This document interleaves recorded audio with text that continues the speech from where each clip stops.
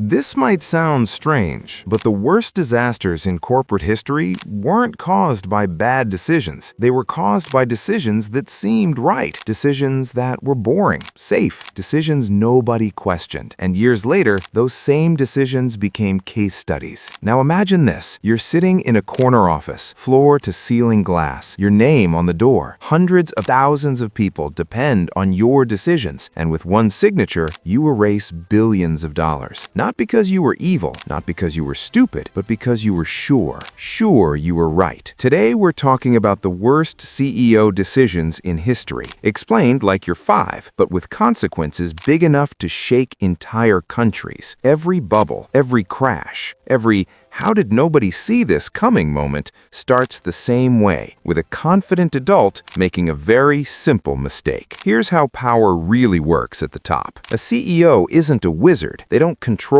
everything. They control direction. They decide what to ignore, what to double down on, and when to stop listening. And that's usually where things break. In the early 2000s, Kodak was everywhere. Your parents used it. Your school used it. Entire memories lived on Kodak film. And here's the absurd part. Kodak invented the digital camera. In their own labs, engineers placed the future on a desk. A tiny screen, no film, no chemicals. And the CEO said no. Not because it didn't work, but because it worked too well. Digital photos meant no film. No film meant no profit. And Kodak's entire business was film. The decision seemed simple. Protect what makes money, like a 5-year-old protecting his favorite toy. But the world didn't care. Other companies said yes. Phones got cameras. Cameras got cheaper. And Kodak went from giant to bankrupt. The worst CEO decisions don't look stupid at the time. They look safe.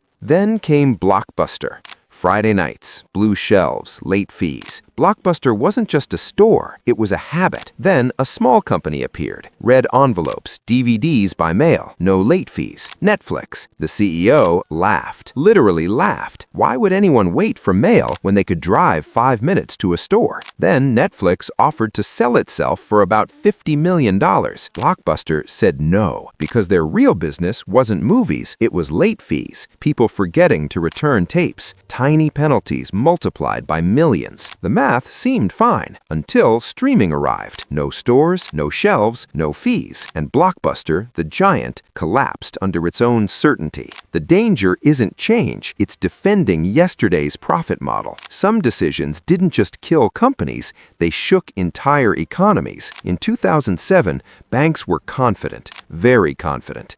CEOs believed housing prices would only go up. Always, forever. So banks started giving loans to people who couldn't afford them, bundled those loans together, and sold them as safe investments. Think of it like putting rotten apples in a basket and labeling it fresh fruit. The CEOs knew the apples were risky, but as long as the baskets kept selling, bonuses kept coming. Huge bonuses. When housing prices stopped rising, the math snapped. Loans failed, banks froze. The system collapsed. And the irony? The people who made the worst decisions often paid the smallest price. Some failures were quieter, but just as destructive. Nokia once owned the world before smartphones. Strong phones, long battery life, unbreakable. Then Apple introduced the iPhone. Touchscreen, no keyboard, apps. Nokia dismissed it. They thought people wanted buttons. Software was secondary. While Nokia debated internally, Apple and Android moved fast. By the time Nokia reacted, the game had changed. Then there was Yahoo! In 2006, Facebook was willing to sell for about $1 billion. Yahoo hesitated, negotiated, paused. Facebook walked away. Years later, Yahoo's market value was less than that deal alone. No shouting, no panic, just waiting. Sometimes the worst choice is not choosing. So what do all these CEOs have in common? They weren't reckless. They weren't clueless. They were surrounded by smart people. But they were trapped inside their own success. When something works for too long, it becomes invisible. You stop questioning it. You stop imagining alternatives. And that's where reality quietly changes direction. Here's the uncomfortable math.